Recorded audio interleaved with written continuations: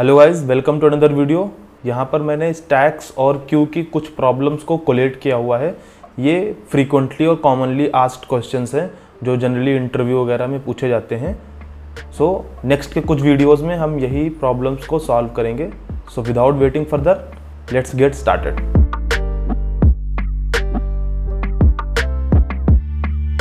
यहाँ पर हमारी पहली प्रॉब्लम जो है उसका स्टेटमेंट है कि we have to implement a stack using the queue data structure। ठीक है, तो अभी तक हमने क्या किया था कि स्टैक को एक एरे या लिंक लिस्ट को यूज करके एक स्टैक की इम्प्लीमेंटेशन दी थी हमने, जिसमें एक टॉप पॉइंटर था। बट यहाँ पे रेस्ट्रिक्शन क्या है कि आपके पास ऑलरेडी एक क्यू डेटा स्ट्रक्चर है। इस क्यू डेटा स्ट्रक्चर को ही यूज करना है आपको स्टैक इम्प्लीमेंट करने के लिए। क्यू को यूज करके आपको स्टैक के सारे ऑपरेशन सपोर्ट करने हैं। क्यू के पास आपके क्या ऑपरेशंस रहते हैं? क्यू के पास आपके इन क्यू और डी क्यू दो ऑपरेशंस रहते हैं। अब आपको यही दो ऑपरेशन ही यूज करने हैं और एक स्टैक की इम्प्लीमेंटेशन देनी। स्टैक के अंदर क्या क्या ऑपरेशन सपोर्टेड होने चाहिए? पुश का होना चाहिए, पॉप का होना चाहिए और पीक का होना चाहिए। ठीक है, ये ऑपरेशंस आपको सपोर्ट करने हैं यूजिंग क्यू डेटा स्ट्रक्चर। यहाँ पर आपसे डायरेक्टली क्वेश्चन में बोल दिया गया है कि आपको एक स्टैक डेटा स्ट्रक्चर इंप्लीमेंट करना है और क्यू डेटा स्ट्रक्चर यूज करना है। तो यहाँ पे लेट्स से ये हमारा एक क्यू डेटा स्ट्रक्चर है। अब इसको यूज करके हमें अपना स्टैक डेटा स्ट्रक्चर इंप्लीमेंट करना है। जब भी हमारे पास नया एलिमेंट आता है तो इस क्यू में ऑलवेज हम लेट्स से इनक्यू करते जा रहे हैं। इनक्यू करने पे क्या होगा कि ये एलिमेंट लास्ट में या रियर में इंसर्ट होता चला जाएगा, इस साइड से वो इंसर्ट होता चला जाएगा। पुश में तो कोई दिक्कत नहीं है, तो पुश तो ये डायरेक्टली ऐसे ही सपोर्ट कर सकते हैं अगर देखा जाए। बट पॉप करते टाइम क्या होगा, जब हमें पॉप ऑपरेशन सपोर्ट करना है तो अगर हम इसमें क्यू में डी क्यू ऑपरेशन कॉल करें, डी क्यू क्या करेगा हमारा कि क्यू के फ्रंट से डेटा रिटर्न करता जाएगा। बट हमारी रिक्वायरमेंट क्या है कि हमको फ्रंट से नहीं डेटा रिटर्न करना, हमको फर्स्ट इन वाला जो है उसको फर्स्ट आउट नहीं करना है, हमें जो लास्ट वाला इन हुआ है उसको आउट करना है। एरे होती तो हम यहाँ पे लास्ट वाले इंडेक्स का डेटा उठा के वापस कर देते।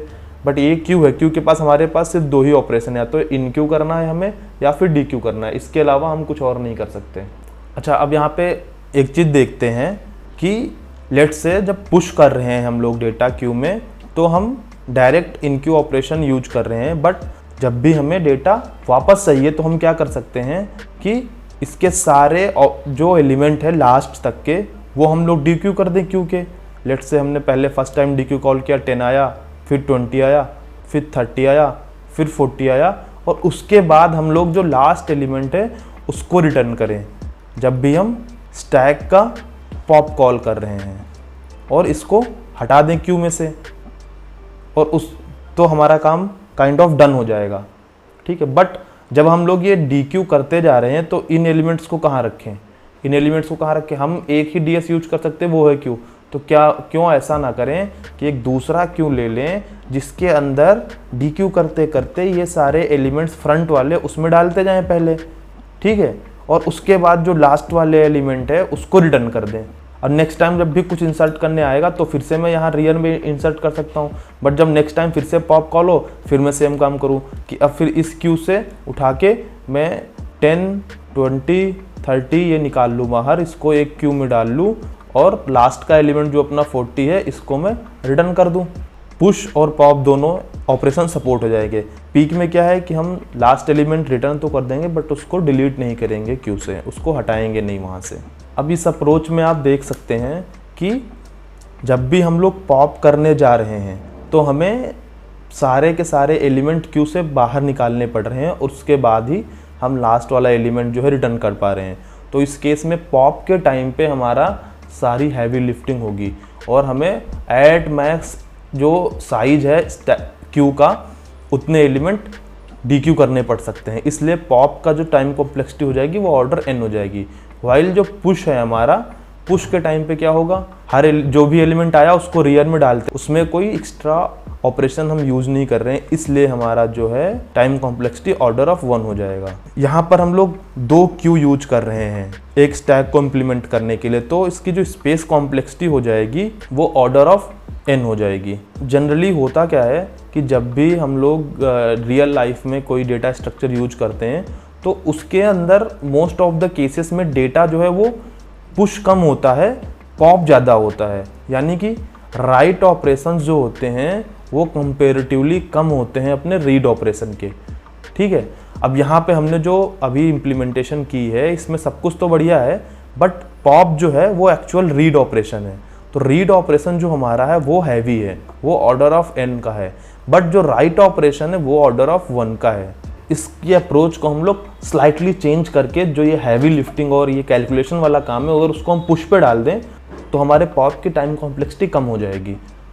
तो इंसर्शन के टाइम पे अगर हमें हैवी लिफ्टिंग या कैलकुलेशन करना है तो उस केस में क्या करते हैं कि जैसे हमारा प्रीवियस अप्रोच में 2 क्यू थी वैसे ही हमने 2 क्यू ले ली।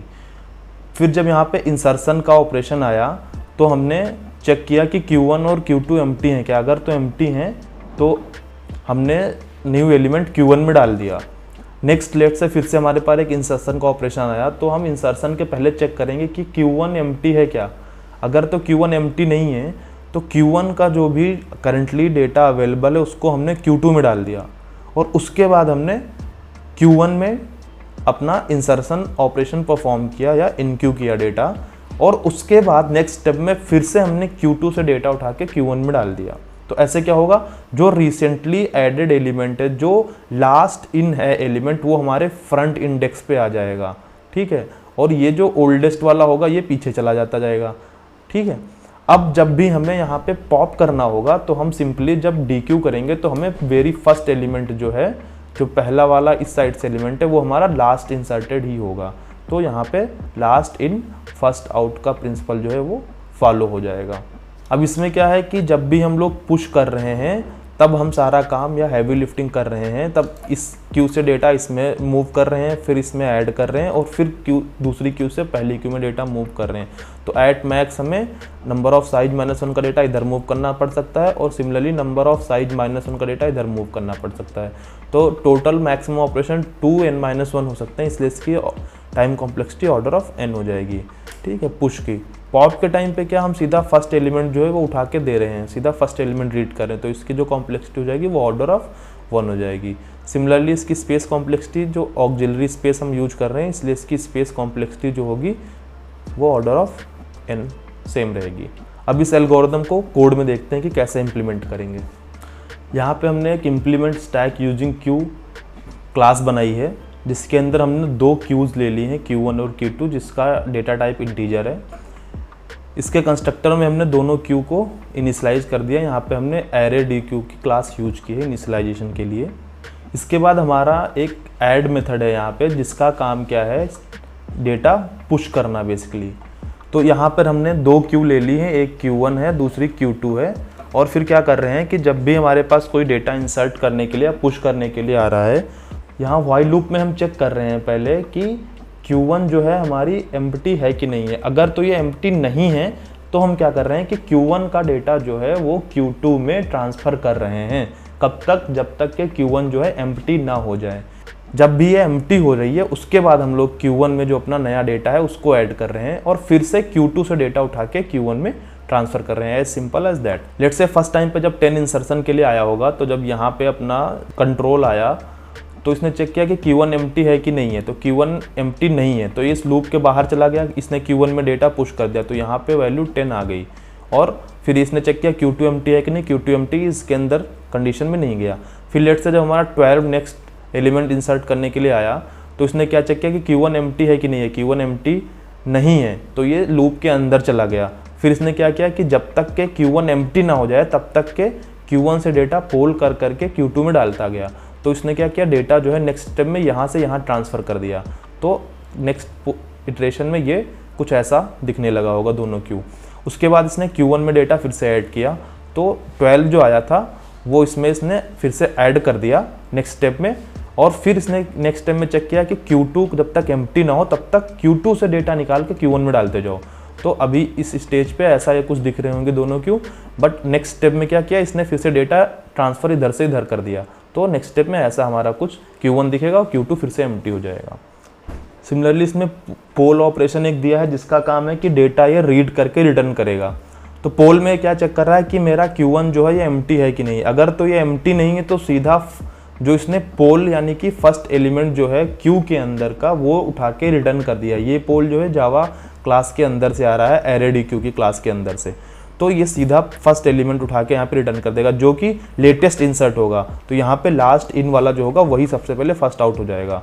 यहाँ पे अपना ड्राइवर कोड है जिसके अंदर हमने सिंपली इस क्लास का एक ऑब्जेक्ट बना के उसमें कुछ कीज़ जो हैं इस एरे से इंसर्ट कर रहे हैं और उसके बाद हम उसको प्रिंट करा रहे हैं। तो इस कोड को रन करके देखते हैं कि इसका आउटपुट क्या आता है। यहाँ पे आप देख रहे हैं कि हमने जो इंसर्शन है वो इस ऑर्डर में किया था, फर्स्ट 10, 12, 23, 44 एंड 56। बट जब यहाँ पे हम पोल करके डेटा राइट कर रहे हैं तो हमने देखा कि जो यहाँ पे लास्ट इंसर्टेड था एलिमेंट 56 वो पहले आया है, उसके बाद 44, 23, 12 एंड 10। तो ये लास्ट इन वाला जो इसमें एलिमेंटेड था वो फर्स्ट टाइम पे आउट हुआ है। तो यहाँ पे हमारा स्टैक का जो इम्प्लीमेंटेशन है वो करेक्ट है। Thank you for watching this video.